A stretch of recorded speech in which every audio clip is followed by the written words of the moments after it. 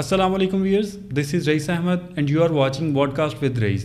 Viewers, एक बात बड़ी गौर तलब है कि दुनिया में जब भी रिसेशन आता है तो दुनिया में कुछ परसेंट लोग ऐसे हैं कि उनकी जो वेल्थ है उसमें इजाफा होता है। पूरी दुनिया में जो है वो क्राइसिस चल रहा होता है, मगर वो लोग तब भी जो है वो तरक्की कर रहे होते हैं। इसकी वजूहात हैं कुछ, और वजूहात क्या हैं? जैसे हम कोविड को ले लेते हैं। कोविड के दौरान पूरी दुनिया की जो इकॉनमी थी वो एक तरह से जो है वो बंद हो गई थी, बट जो दुनिया के टॉप बिलियनर्स हैं, जो मिलियनर्स हैं, उनकी जो वेल्थ है वो तब भी बढ़ रही थी।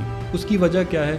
वजह उसकी ये है कि दुनिया में जब भी रिसेशन आता है तो जिन लोगों के पास पैसा है, जो लोग इन्वेस्ट करना जानते हैं, जिनके पास नॉलेज है, तो वो लोग उन चीज़ों में इन्वेस्ट करना स्टार्ट कर देते हैं जिन चीज़ों में रिसेशन की वजह से रेट्स में कमी हुई होती है, और वो चीज़ जो है वो उन लोगों को अल्टीमेटली फ़ायदा देती है। और इसके अलावा जो नीड ऑफ टाइम होता है, मतलब टाइम के लिहाज से जहाँ पे आपको इन्वेस्ट करना चाहिए वो वहाँ पे अपनी इन्वेस्टमेंट जो है वो स्टार्ट कर देते हैं। ये सबसे बड़े मेजर दो फैक्टर्स हैं। अब हम पाकिस्तान में अगर रियल एस्टेट की बात करते हैं तो हम देखते हैं कि एक सोसाइटी है पाकिस्तान में जिसको हम बहरिया टाउन के नाम से जानते हैं। उसमें उनका एक प्रोजेक्ट है बहरिया टाउन कराची। अगर हम उसकी बात करते हैं तो 2019 से ऑनवर्ड जो है वहाँ पे चीज़ें बेहतर होना जो है वो समहाउ स्टार्ट हुई। अब उससे पहले जिन लोगों ने भी यहाँ पे बाइंग की थी, यकीनन उन्होंने बहुत कम रेट्स पे जो है वो बाइंग की थी। बहुत सारे लोगों ने यहाँ पे माइनस में जो है वो चीज़ें ख़रीदी थी, बट विद द टाइम जैसे चीज़ें बेहतर होना शुरू हुई तो उन लोगों ने जो इन्वेस्ट किया था उससे डबल जो है वो उन लोगों को रिटर्न मिला। इसके साथ साथ अगर हम मौजूदा हालात की बात करते हैं दुनिया में ओवरऑल, वो रशियन यूक्रेन वॉर हो या और बहुत सारे फैक्टर्स हों, उनकी वजह से समहाउ रिसेशन आ रहा है या आ चुका है, और इसका इम्पैक्ट समहाउ पाकिस्तान पे भी है। नो डाउट पाकिस्तान की जो पॉलिटिकल और इकोनॉमिक सिचुएशन है वो भी एक बहुत बड़ा फैक्टर है।